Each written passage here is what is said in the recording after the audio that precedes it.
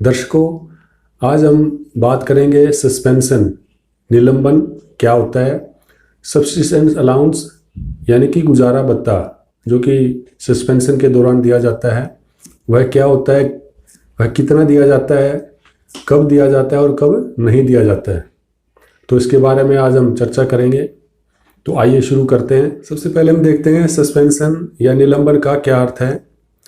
Haryana civil services general rule 2016 के अनुसार, definition number 86 के अनुसार, सस्पेंशन या निलंबन का अर्थ है कि किसी गवर्नमेंट एम्प्लॉय को किसी काम को करने से रोक देना कुछ समय के लिए, स्पेशली पब्लिक जो सर्विस है उससे रोक देना। रूल नंबर 83 के अनुसार जो सस्पेंडेड निलंबित कर्मचारी है उसको 6 महीने तक कितना गुजारा भत्ता दिया जाएगा, किस रेट पे दिया जाएगा, वह दिया गया है। इसमें दिया गया कि गवर्नमेंट एम्प्लॉय को सस्पेंशन के दौरान जो उसकी लीव सैलरी बनती है,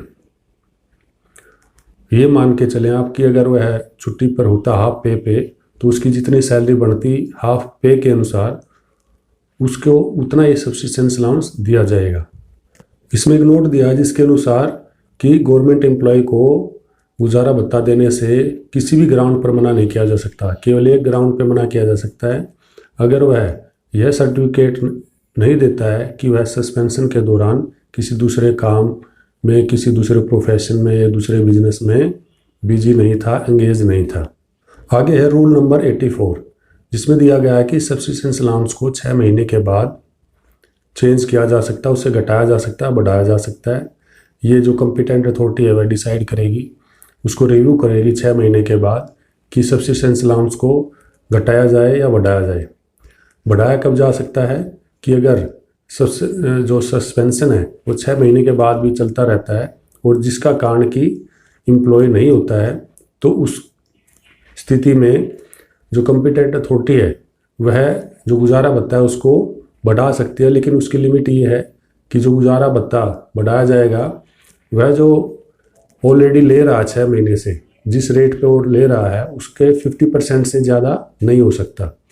कर्मचारी की वजह से अगर निलंबन 6 महीने से ज़्यादा चलता है तो उस स्थिति में कॉम्पिटेंट अथॉरिटी जो है उसको कम कर सकती है, और जो कम करने की लिमिट है वह भी 50% है कि 50% से ज़्यादा कम नहीं किया जा सकता।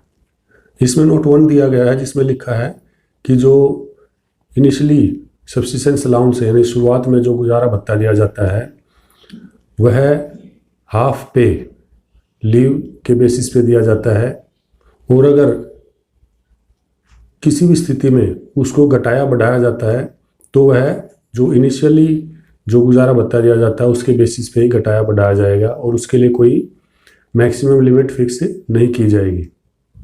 और इसमें आगे नोट 2 दिया गया जिसमें लिखा है कि जो कॉम्पिटेंट अथॉरिटी है वह 6 महीने सस्पेंशन के होने से पहले ही इस चीज़ को रिव्यू करेगी कि 6 महीने के बाद जो गुजारा भत्ता उसको घटाया जाए या बढ़ाया जाए या सेम रखा जाए, और अगर कोई भी डिसीजन लिया जाता है तो उसके बारे में पूरा डिटेल में ऑर्डर पास किया जाएगा।